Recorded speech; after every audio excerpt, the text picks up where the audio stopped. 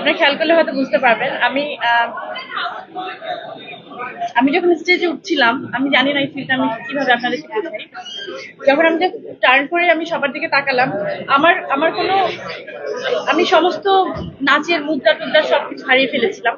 কারণ আমি এতগুলো চোখ দেখছিলাম, আমি এই সাউন্ড সবার সামনে, সবার সাথে এত মানুষের সামনে যে এরকম এই মিউজিকটা আসলে বাজবে, তখন আমার মনে হচ্ছিল আমি শুধু গানটাই শুনি।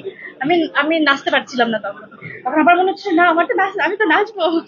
তখন আবারও স্টার্ট করেছিলাম। আপনারা খেয়াল করলে হয়তো বুঝতে পারবেন যে আমি প্রথমে কিন্তু থমকে গেছিলাম। কারণ এই যে মিউজিকটা, মানে এই সুরটা, এই টানটা আমরা একদম ছোটবেলা থেকে শুনে শুনে বড় হয়েছি। তো তো এটার মধ্যে কোথাও একটা আমাদের প্রাণ, মানে প্রাণের খুব কাছের একটা গান, তাই না? তো হ্যাঁ, আমি একটু স্লিপ করছিলাম ওই সময়। একটা মুদ্রা দেখলাম যে জন্ম আমার ধন্য হলো মাগো, যখন এই লাইনটা আসলো তখন আপনি চারিপাশে যারা ছিল তাদেরকে একটা মুভমেন্ট হচ্ছিল আসলে ওই জায়গায়।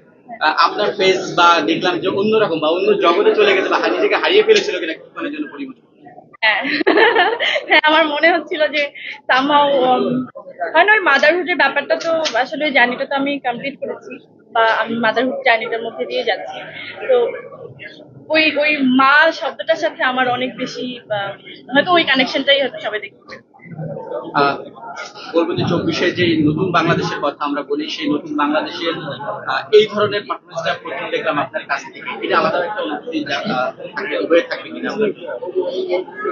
সামনে ওখান থেকে বেরোনোর সাথে সাথে সবাই যেভাবে আমাকে জড়িয়ে ধরছিল, যে মানে দেখেন, শুধু আমি তো পারফরমেন্স করিনি, প্রত্যেকটা লোকরাই কিন্তু আপনারা করেছেন। সবাই যেভাবে আমার পারফরমেন্সের সাথে ছিলেন, এর থেকে বড় পাওয়া কিছু হতে পারে না।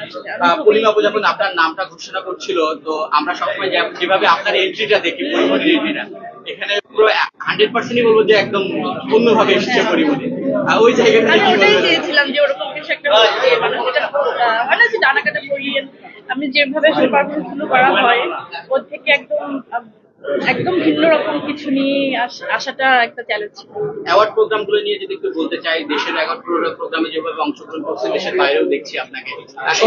কাতার ঘুরে এসেছেন, বিশাল একটা জনফলো দেখেছি সেখানে। আপনার হেলিকপ্টার সাকিব খান হচ্ছে, না, ওখানে তো ওই হয় না যে আমি কাতারে গেছি তো ঠিক আছে, কিন্তু আমি যখন স্টেজে উঠছিলাম তখন আমি সামনে দেখছিলাম যে একমাত্র বাংলাদেশ। আমি শুধু বাংলাদেশকে ফিল করেছি, আমার মানুষজনদের, আমার ভাষার লোকজনদের। তো আমার মনে হয়নি যে আমি অনেক দূরে চলে গেছি। আমার মনে হচ্ছে আমি বাংলাদেশের মধ্যে দাঁড়িয়ে।